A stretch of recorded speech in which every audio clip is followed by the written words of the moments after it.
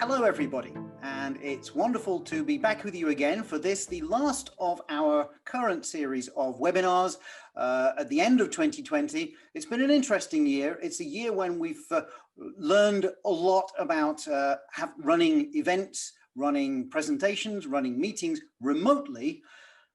And it's also a year where a lot of physical events have not been able to happen. So over the last 10 years, what we have seen is that TED has really taken off. When I started teaching at business schools 10 years ago, I would ask an audience of executives, maybe 60 executives, I would ask them, do you know TED? And their answer would be, who's TED? Now, nowadays, when I ask, almost everybody knows TED. I still have to explain it because there's always somebody who's never heard of it. So let me start off by explaining to you what TED actually is, just in case. So TED is a series of conferences which started in California, I think way back in 1984. It's a long time ago. And the particularities of TED conferences is that every talk is short, it is well prepared, and it's entertaining.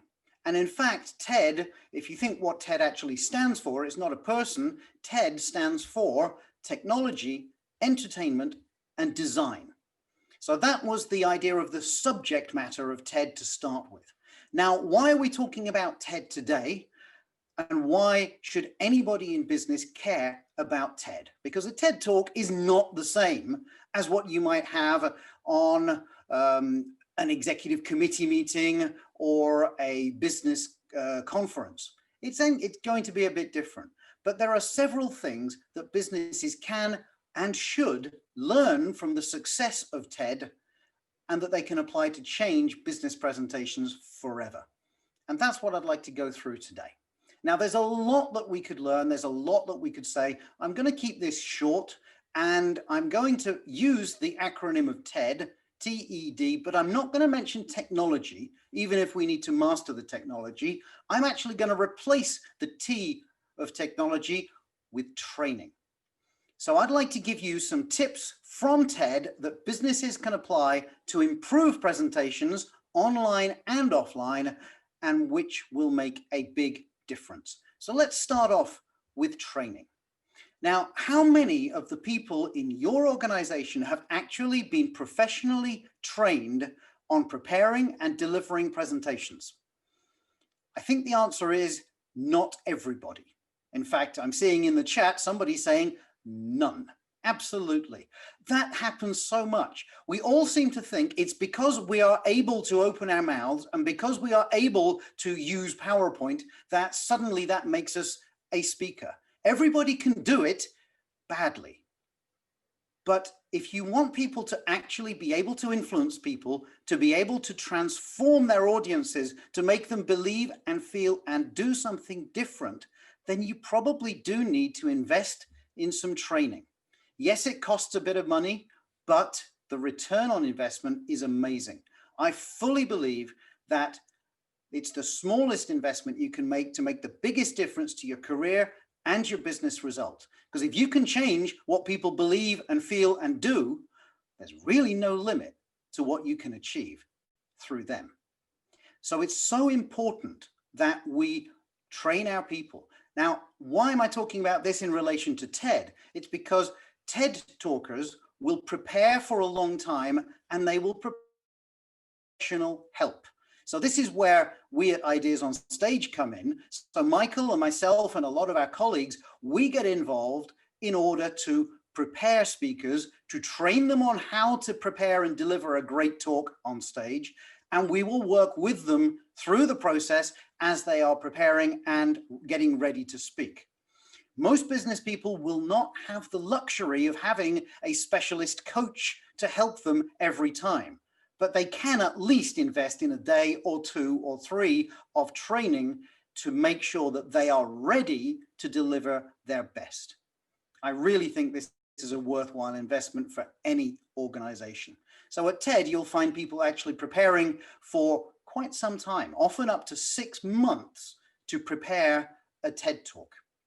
The other thing I will say in this is that organizing presentations, not just preparing what to say and how to say it, but organizing those presentations and those events and those online meetings actually is not something that just anybody can do just like that. It actually does take training and practice, and it takes a lot of professionalism. So that's where, from Ideas on Stage, we have Marine, for example, who is a professional events organizer and makes a big, big difference to the organization of any kind of event, online or offline. These are not things that anyone can do well. Anyone can do them badly. But if a job's worth doing, it is worth doing well. So invest in some training for anybody who needs to speak in your organization. It will make a big difference. The second thing then is entertainment. Now, TED Talks are entertaining, but they need to be entertaining. They need to be entertaining because otherwise people will switch off. And at TED, they have understood this. And that's why they really insist on making it not just a really boring, typical project update presentation, but actually putting on a bit of a show. And we need to do that even if we are doing a quarterly project update presentation or a board recommendation. Why? Because, as Samuel Johnson said, the true art of memory is the art of attention. If you make a presentation and then people forget it just like that, what was the point in presenting it? You've wasted your time and you've wasted their time. So you need to make things memorable. And if you want to make them memorable, you need to have their attention. It was in John Medina's great book, Brain Rules. Rule 4 was we don't pay attention to boring things.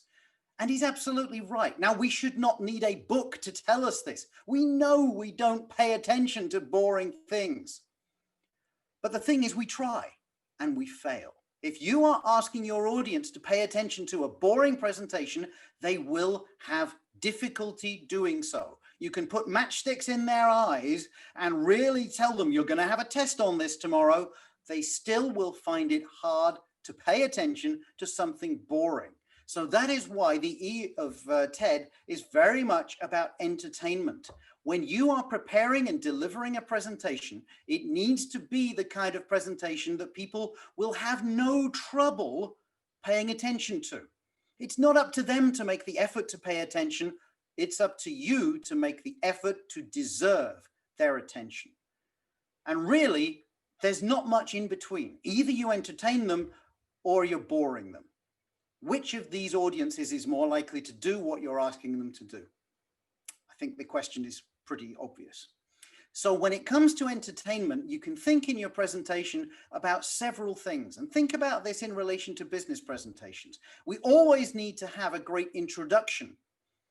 Then we can develop our ideas, and then we can have a great conclusion. Now, most business presentations don't have a great conclusion. Most business presentations will finish with, oh, that was my last slide. Have you got any questions? And that is not a conclusion.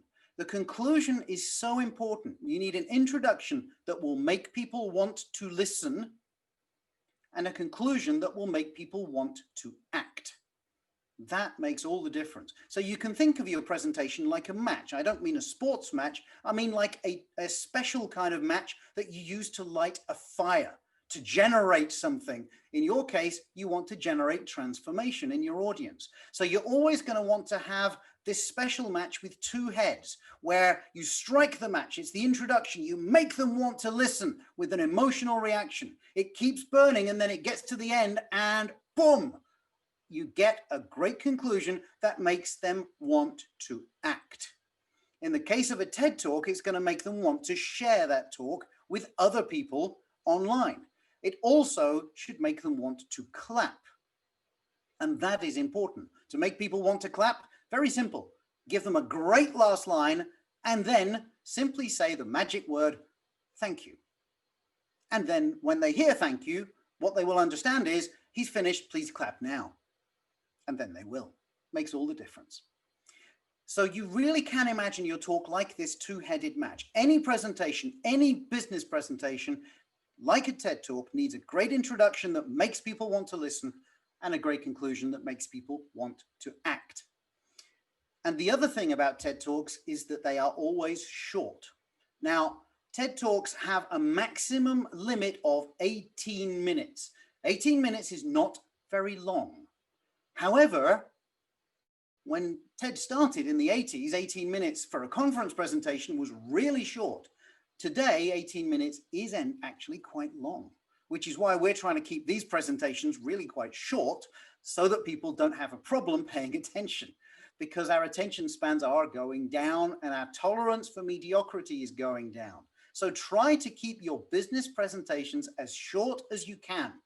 Remember, the key question to ask yourself is not, is this presentation long enough to tell them everything I want to say? The real question you should be asking is this presentation short enough to get and keep their attention throughout? So that's the entertainment part. Always prepare a presentation which is the kind of thing you would actually like to attend. And then they will be interested and they will pay attention and they'll probably do what you want them to do. If not, they won't. Attention leads to action. If you don't give them, if you don't get their attention, you won't get any action. So now let me move on to design. Now design, this is where we think about the structure of our presentation and also about the way we illustrate it, if we illustrate it. So it's really important to have a clear structure. You do not want to be losing your audience or confusing your audience by making it so amazingly complicated. This is where TED Talks are simple by design. They don't go into a whole lot of detail because in 10 or 15 minutes, you don't have the time to do so. So it is important to try to keep it simple and to try to make sure that there's a simple structure that the audience can follow. So in case you weren't following it today, I'm going through training, entertainment, design, and this is where we are right now. So there's the key, there's the simple structure. So always think about simplicity in design.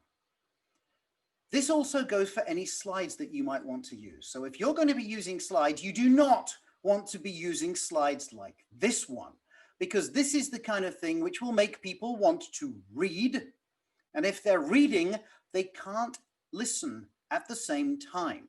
Sorry, human beings, even female human beings, cannot read one thing and listen to another thing at the same time. So at a TED event, you'll never see a slide like this one with all this text. Just try and imagine that on a TED stage. You can't imagine that on a TED stage. It doesn't work because it's an obstacle to communication. So TED will use visuals, which are very, very clearly visuals, visual aids. So you need in your business presentations to think of your PowerPoint slides as visual aids to help people to understand what you're saying and to help them to remember it. That is really how we need to imagine our slides. And the other thing is, you also need to understand that in a TED kind of talk, you won't have anything with a white background. Because if you have a white background in what is usually a darkened room, then you'll end up with something like this, where you've got a speaker who is next to the slides. I took this photograph in a bright room at midday with lots of light, and we still couldn't really see the speaker because he was not bright enough compared to the slides, even when you got the light on you. So at a TED event, you will want to use a dark background for your slides, as I am using for mine. What you will also then realize is in a business presentation, well, you might not be on a stage all the time, but if you use all of those white, bright backgrounds, you're going to tire the eyes of your audience. And remember, we need to entertain. We need them to pay attention. We need them to be awake. Therefore, we really don't want to be giving them those really bright white backgrounds. So use something darker if you can, or at least something which isn't bright white, like this slide, which isn't bright. It's a little lighter than a dark one, but at least it's not going to blind anybody. So now let's move on and think about how we design our talks. So we've got a simple introduction, a simple, strong conclusion, and we're keeping a simple structure. Good. But now we also need to think about having some stories in there, some kind of ideas, some kind of examples, because we pay attention to examples. And if you look at TED Talks, there are lots of great TED Talks which are full of stories, full of examples. One of the greatest, one of the most popular was by the late Sir Ken Robinson, where he's talking about creativity in education. And really, it's just a series of stories. And we remember the stories, and then we remember the moral, the message behind those stories. So storytelling is important, and the more we can put stories in, the better. So I remember a great book by Dan Pink. Dan Pink, for example, he wrote this great book, A Whole New Mind. And in this, he relates a story. This is a story in which he actually participated, where some scientists took some human beings, some real human beings, and put them into a scanner. And in that scanner, they actually measured their brain activity as they gave them numbers, facts, statistics. And in fact, there wasn't very much brain activity. But then they took those very same human beings. In that scanner, they told them a story. They told them a story. In that story, there were numbers and facts and things. But in that story, what they found was that their brains lit up with electrical activity. What we were doing by telling a story is we were generating energy. We were generating electrical action within their brains. Now, if you want people to remember something, you need to generate energy and electricity in their brains. Telling stories does it. Telling facts and figures doesn't. So it's really very important to use those stories, to use those examples like this one that I've just given you now within your TED Talks or within your business presentations, right? Most of what we do at Ideas on Stage is not actually TED Talks. Most of it is business presentations, and these kind of business presentations, well, quite frankly, it is important for us to use the art of stories and examples because that gets messages across much, much more effectively. So simplicity is so important, but adding in those stories is also so important. So always try to think that you want people to be saying 3 things after any kind of presentation. I didn't know that. I'm glad I do now. I'd like to know more. In a presentation, you can't tell them everything about your subject. You can make them curious to want to know more. And you can also generate action. You can make them want to act. So there are 3 sets of tips, advice that we've learned over the last 10 years working with hundreds and hundreds of TED speakers, but also thousands of business presenters. And I'm convinced that if you apply the lessons of TED to business presentations, they will definitely improve. I'd like to finish with one little story here. And that little story comes from a TEDx event that I was at a few years ago, where we had coached most of the speakers. So a lady came up to me at the end of this event and she introduced herself. She was the director of communications for a major international corporation. And she said to me, you and your colleagues were helping to coach and prepare those speakers and write those speeches. And I said, yes, most of them. And she said, that's great, because one of my directors was speaking at this event and he didn't get coached. And we need what you do in our company, because what he did on this stage was the typical kind of presentation he always does. And watching everybody else, it made me realize we need to do things differently. So that was where they wanted to apply the lessons of TED to their presentations. And I'm pretty sure that if you take those lessons and apply them to business presentations, the results won't always look like a TED Talk, but they can be as effective as a TED Talk. So I strongly encourage you to think about these lessons. How can you apply them in your organization? And I'm sure your audiences will thank you. Thank you. Thank you very much, Phil. Excellent. Very clear. Are there any questions from our participants? Sure. Do TED speakers always follow these rules? The ones that you're saying? Good ones generally do. Not everybody does. We have worked with a number of TED speakers where they find it difficult to follow the rules, where they just want to do their usual stuff, where they don't want to put in the time to actually practice. And in general, with those people, what we generally say is, well, we say to the organizers, you shouldn't have those people on your event, because if they're not willing to put in the time to prepare, they're not going to be delivering a good talk. So the idea of a strong introduction, a strong conclusion, that's absolutely necessary. Telling stories, giving examples, that's necessary too. If you don't do that, you won't be delivering a good talk. So what I'm saying in this webinar here, none of it is rocket science. All of it really makes sense at TED, but also at pretty much any kind of business presentation. Great, thank you. Actually, just another question. I wanted to get on this topic. You made a very good point about how companies have taken TED and used TED to create better presentations. So not always exactly the same way that TED speakers are delivering on TED stages. Could you give us more specifics of how you've seen the various companies and organizations over the last, say, 10 years, how they've been adapting their presentations with the TED influences, if they're not exactly like TED?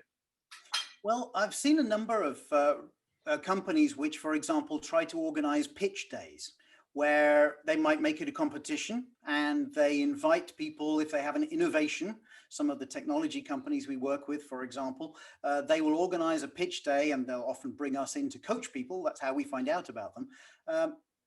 And this is where everybody who has an innovation, it could be a technology one or an HR innovation or whatever, gets a chance to pitch for maybe 5 minutes about something new, something innovative.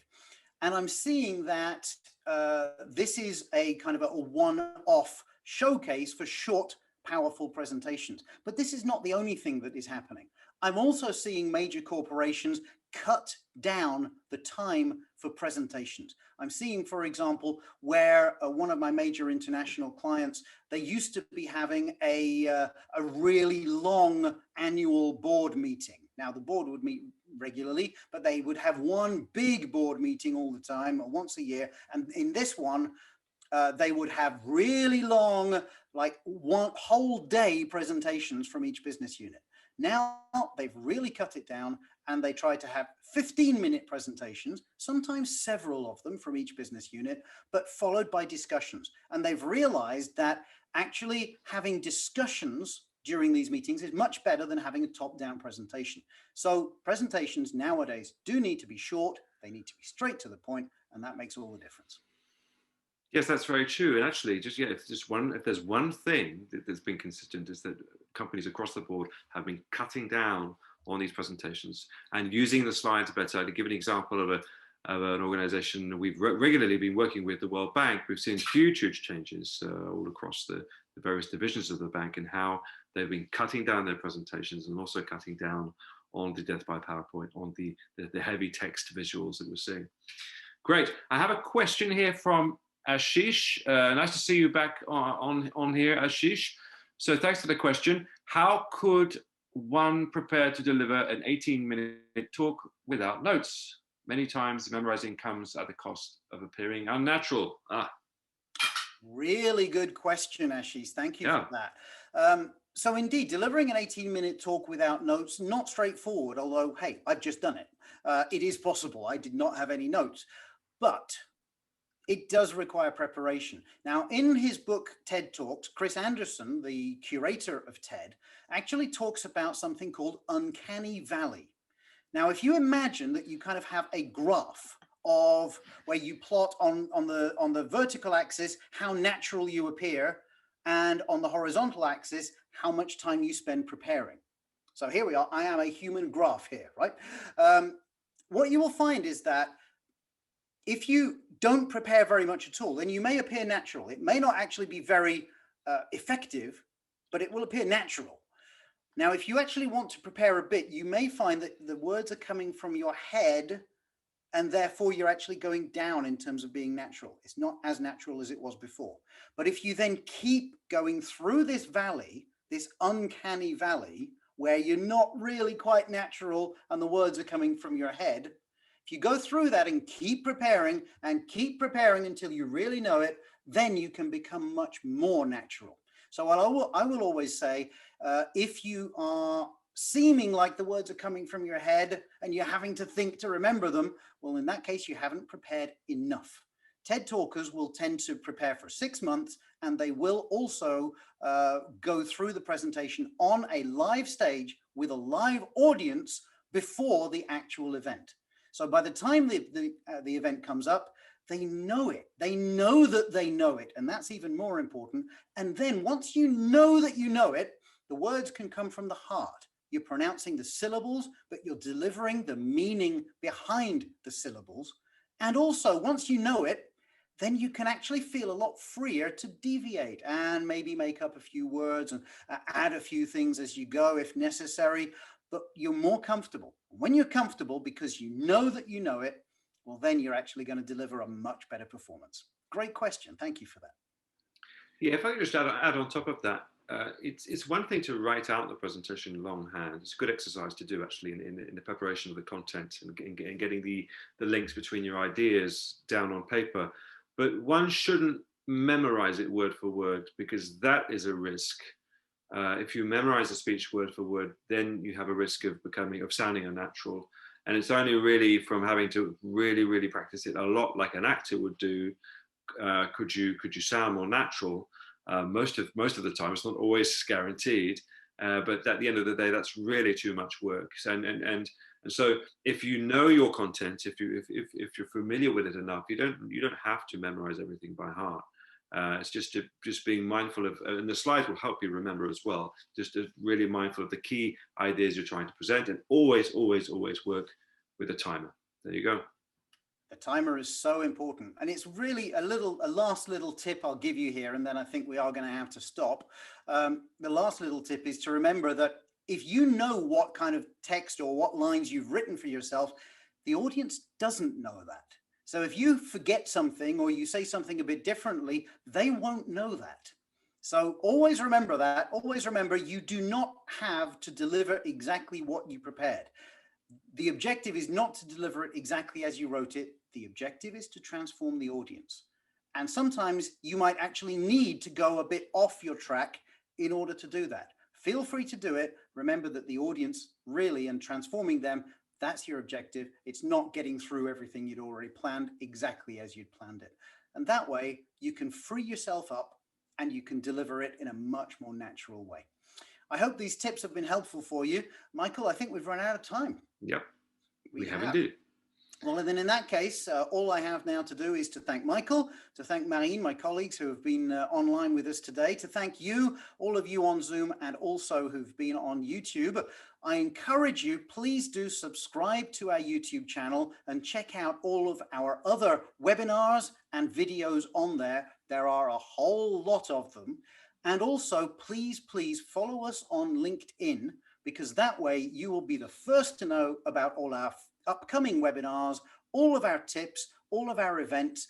We really do want to help you to change the world through your presentations, and this is our way to do so. So please do follow us on that. Check out our podcasts as well on your favorite podcast platform, and help us to help you to change the world one presentation at a time.